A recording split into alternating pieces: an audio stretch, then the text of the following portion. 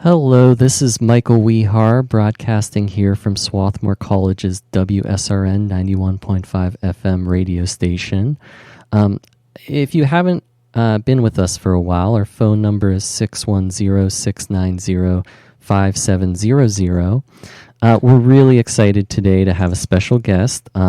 This guest is a past SWATie who used to be involved with the station. Her name is Celine Anderson. So Celine, could you please introduce yourself? Hi, I'm Celine. I went to college at Swarthmore in 2015 and graduated in 2019. Before that, I lived in Roanoke, Virginia, and before that, I was barely a concept. Well, thank you so much for that introduction, Celine. So we have a few questions for you this evening. So I'm going to jump right in. So I'm just pulling up the questions here. The first thing I wanted to ask you is, how did you first get involved with the WSRN radio station? This is going to sound really bad, but I will say it. When I got to SWAT, I was like, wow, all these people seem really preppy and like horrible. I wonder where the cool people are. And it seemed like the cool people were in radio. So I started going to radio events. And there I met who would become my best friend at SWAT, Leah Schwartz.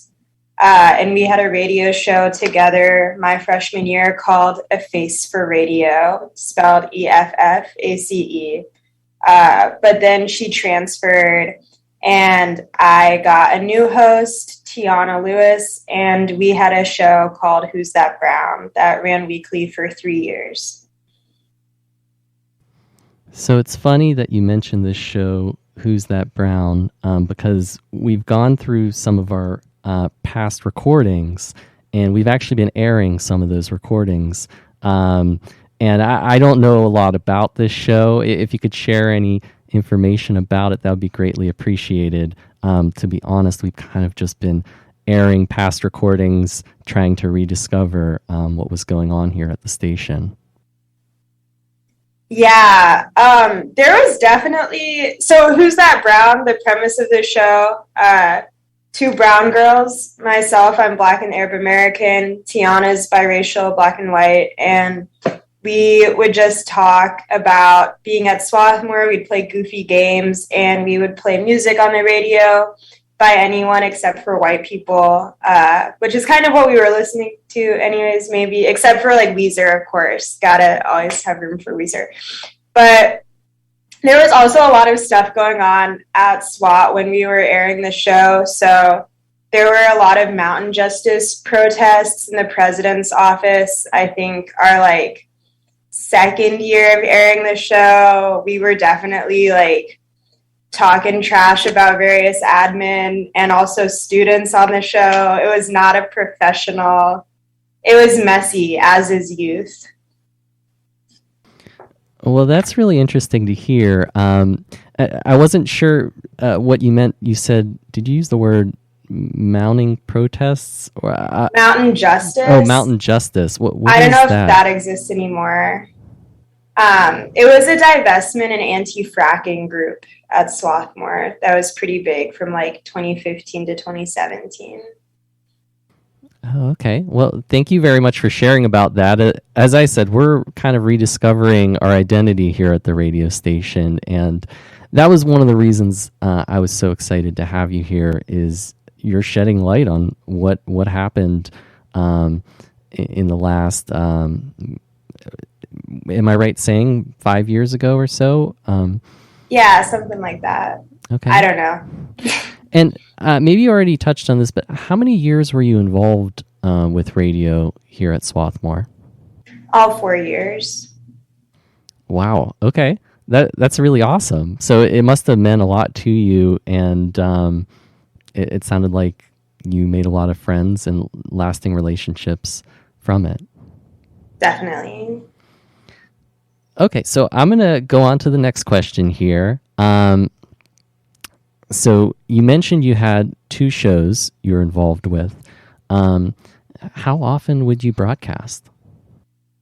So they were each once a week. I do not remember which weeknights, but yeah, 1 hour slot once a week. We would invite friends to come hang out with us.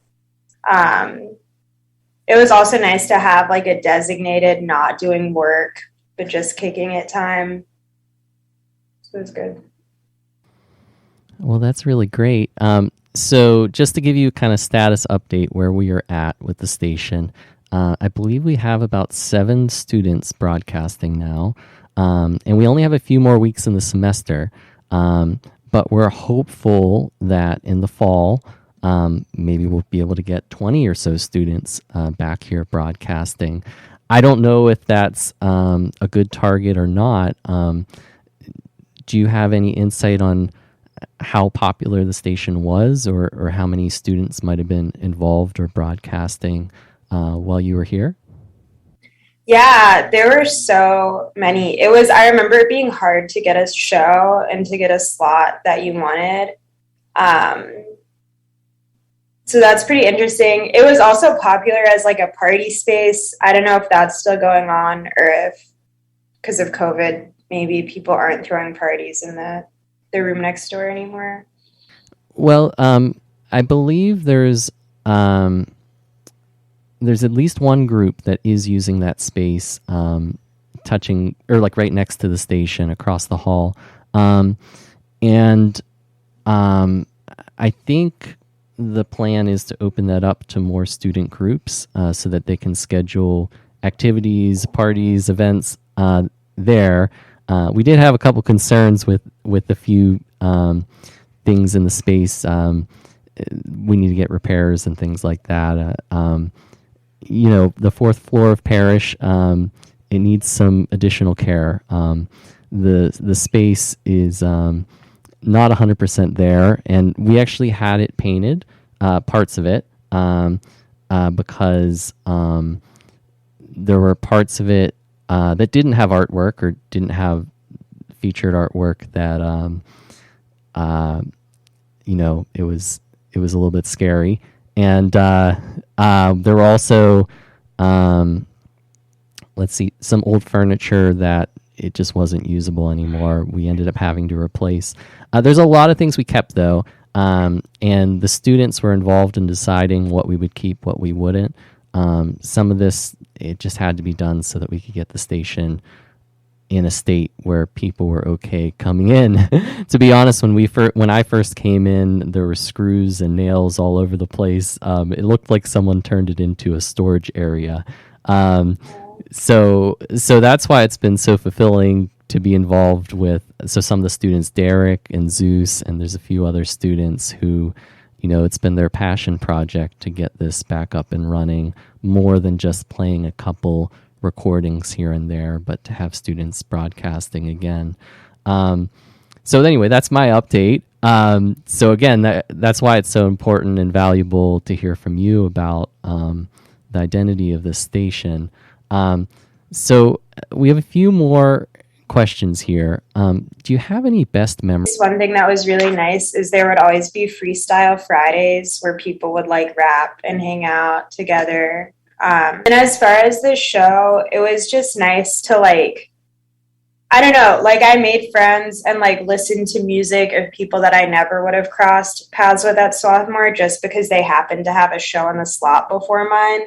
So it was kind of cool to be exposed to that and see how different shows could be, what other people were listening to. I made one of my best friends, Ari LaLoya, through him having a show the slot before mine, and he had a show that was all ambient music. And now he makes music on Spotify with found noises. So Ari LaLoya, look him up. Yeah. This is really interesting. Ari was actually my research student one summer. I had no idea. This is news to me, Celine. Yeah, he's awesome. Well, I'm going to have to ask him about this. Ari is now going to grad school for computer music. So I'm going to have to ask him about his past shows. Thank you for telling me about this. Of course. Yeah, I'm an art teacher and I'm using some of Ari's music in an activity that I'm doing with my elementary schoolers this week. Well, that's really great. I want to ask you a bit more about what you've been up to since graduation, but we're going to hold off. I still have a few more questions about the station before we get to that. And just for those of you who've tuned in, just to recap, my name is Michael Wehar. We're broadcasting here from Swarthmore College's WSRN 91.5 FM radio station. And if you want to call in at any time, our phone number is 610-690-5700. And we have a special guest, Celine Anderson. She's a past Swati, and she's been involved in this radio station and for the whole 4 years that she was here at Swarthmore, which is really amazing. And she's helping to share about the station's identity and some of the things that were memorable to her. So I wanted to ask you, as we work to reboot this station, do you have any thoughts or advice for us? Or do you have any specific traditions that you think it would be important for us to hold on to? That's a great question. Do people still have to read PSAs?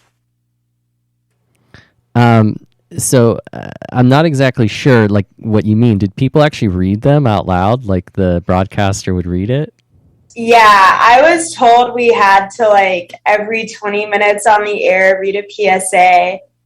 And maybe that's not mandatory. That was actually one of my favorite things because those would be hilarious. Like, you'd be reading a script for, like, I don't smoke because I don't want to be cool. Like, random, kind of arcane things.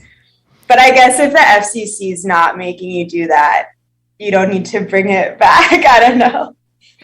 Well, we do have recorded PSAs, and some have been airing. And we also have various requirements about, promoting for this local region.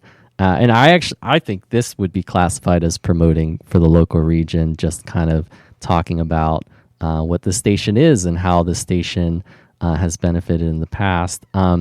So in short, yes, we're doing PSAs, but we haven't had anyone actually read it. We've just played recordings, but that would be a fun tradition to bring back, is actually reading them. Do you have any other things that were memorable that we should keep going, or advice or thoughts? Oh, listening parties were really good. Like, I don't know if there are still a bunch of records and CDs, but sometimes people who had shows would, like, find a CD they liked and then host a listening party where everyone would just sit and listen to it, which was nice. So I think that's a great suggestion. We haven't had any listening parties, but Derek, one of the students who's been heavily involved in getting this station back up and running with Zeus. Zeus is another student who's really been involved with that. They've wanted to turn one of the spaces in Fourth Floor Parish into a listening space. That's what they said they want to do, and I don't know for certain if that's going to happen or not, but that's the idea they're throwing around. And I think part of that, they wanted to maybe decorate the space they choose so that it's comfortable, and we'll see what comes of that. But I think that's a great idea, a listening party. Your other comment, we have a lot of old records. This collection is, to me, very surprising. There's thousands, maybe like 5,000 records. I'm not sure the exact number. Sadly, a lot of them are damaged. So that's one of our efforts is we want to start is going through them and seeing which records work, which don't. I think it was just a result of them not being stored properly over 30, 40 years. But we also have a collection of records. I guess someone involved in the station was actually, like, publishing the music, and they got, like, I don't know, several hundred records that of their original music created. Wow. So we have this stash of records that students actually made and produced the music for. So we're still trying to figure out what to do with that. When was this student from? I don't know who it is. I just there's some documents there saying this was original music created by Swaties, and there's a big stack of records. We don't even know who they were, so we're trying to figure that out. And if you find out anything, let us know. Any other pieces of advice or traditions? I don't think so. I think, okay, I said I don't think so, and then I have something. I think that it would be cool if you could get a printer and copier up there so that people could just like make zines and leave printed art for each other whenever they want. I don't know if that could be part of the listening space. I think the listening space is a really wonderful idea. I would love to come back to SWAT and see that. I like this idea a lot of the listening space, and I like the idea of having more ways students could create art up here or print. Yeah, that sounds like a great idea. So again, part of this show tonight is I'm hoping that the students who get involved in the station will end up hearing the recording tonight and take some of this advice. Okay, so this is really great. Again, this is Celine Anderson, who we're interviewing, who's a Swati who graduated in 2019. Is that correct? Yeah. And who was involved in WSRN. And we got some great advice on what we should be doing with the station. But I also wanted to ask you about you personally. So what did you do after graduation? I know this must have been a little bit of a turbulent time. COVID soon afterwards became a thing. So if you're willing to share anything about what you've been up to, that would be great. Yeah, totally. So I graduated in 2019 with an anthropology major and a history minor. And I didn't really have a plan for what to do with that. I was kind of in the mode of like anything I could do, any system I could contribute to would be violent. I just want someone to tell me what's good to do and I will do it. So I started volunteering with AmeriCorps. Not that that's like the best thing to do. I feel like I just needed a clear thing. And so I moved to LA and I tutored middle school in South Central Los Angeles for a year with City Year was the name of the program, which I actually do recommend. It was really great.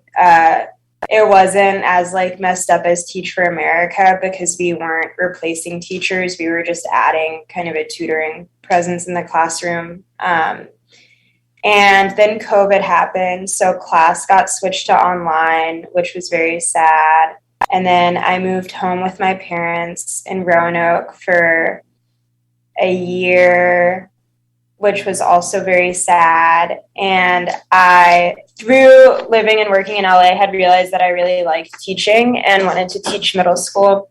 And so I started working as an interpreter and an English language learning assistant in Roanoke City Public Schools. And then after being tired of having kind of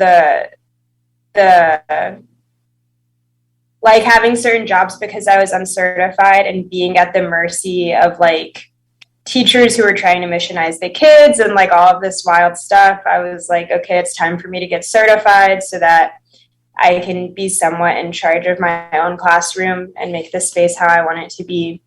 So now I'm in grad school at VCU Arts for art education.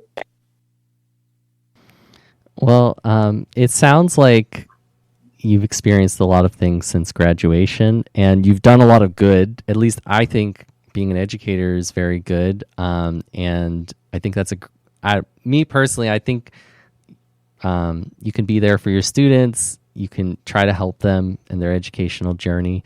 But if you disagree, you're welcome to voice any thoughts. No, I think it's good. I think it's good. Okay. Well, me, it's been really meaningful as an educator to develop relationships with students and try to help them get to the next step in their life. Since a lot of my students are graduating, they're a lot of times I'm teaching sophomores, juniors, seniors in college who in only a year or 2 years they're going to be start moving on to some next step. But you're working with younger kids, is that right? Yeah. Well, I think that's great. And you were in the West Coast, and now you're back on the East Coast or close by. Yeah. I'm in Richmond, Virginia. Okay, well that's great. So I have one more question here. I wanted to ask you: do you have any advice or suggestions for students who are preparing for graduation? Yeah. This is maybe more direct advice than what students want at that time. But my advice is to just get a job. And like I saw so many students like wait around for like, I have to get the perfect job. I have to get a job that aligns with my degree and just be unemployed and really stressed out for a year. So yeah, if you do whatever job you need to do, but don't be afraid of just getting a job. I was also like a school picture day photographer for like a long time, somewhere in between those years, which is like a less prestigious retail job. And it was good to be working and to have the money to be able to support myself. So don't be picky and don't be like hoity-toity about what kind of work you're going to end up doing. Maybe that's mean advice. I don't know, because you're also an adult. Like, do you have any advice for seniors?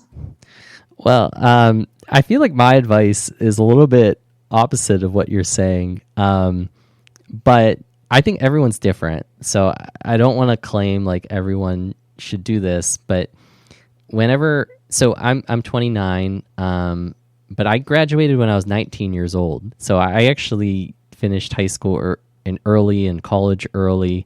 And so what ended up happening, I had a lot of friends who were desperate to get a job as soon as they graduated. And just about all of my friends moved on from whatever job they had after a year or 2 years or 3 years, and they're doing something completely different now, or at least they're with a completely different type of company. Besides one friend, I have one friend who still works the same job, and he waited an entire year before he did any job after he graduated, and he got a better paying job than all of my friends and is stuck with it he's stuck with it for 7 or 8 years now. Should you be like him? I don't know. I think everyone has a different path. And that was kind of like opposite of what you're saying. But, I feel like it kind of depends on your life circumstances. And also, like, with what's going on in the world, I feel like getting a job, and not just a job, but also having ways you can meaningfully interact with others, I think is necessary. What do you think? If you can disagree with me, if you want. No, I mean, I think it's definitely necessary, and maybe the structure is a little more necessary now than it used to be. I don't want to sound like pro-work or pro-capitalism, because I'm really not. But I think it is, yeah, maybe there's like a happy medium to what can make you happy. Volunteering is great. But I'm glad to hear the counterexample of your friend who waited and got something really good. Yeah, he might have just been an anomaly. I'm not sure, but one thing I can say I do feel confident about is think we got to be supportive of job seekers because it's not always easy when you're seeking a job. Absolutely. Yeah. Sometimes I wish I had an advocate for me when I was job seeking, and I try to be somewhat of an advocate for students who are job seeking because I know it can be a little bit of a emotional roller coaster. I'm sorry to interrupt this one. I just wanted to make this one comment. We are going to have a guest next week, I believe, who's going to tell us about making friends during COVID times and what that was like. And I know a lot of people will have different opinions, but I'm excited to talk with Nick next week, who's going to share a bit about how he was able to stay connected with people. So I'm sorry to make that interruption. I just wanted to put that out there, that we will be talking a little bit about some of these things next week as well. So, Celine, it has been a real pleasure to have you on the show. Do you have any last comments, any last things you'd like to share? This is time or an opportunity for you. Yeah. I will just say thank you so much. It's been really great. I'm so excited to hear that this station is getting revived. Thank you, Derek. Thank you, Zeus. That is awesome work you all are doing. And thank you for interviewing me, Michael.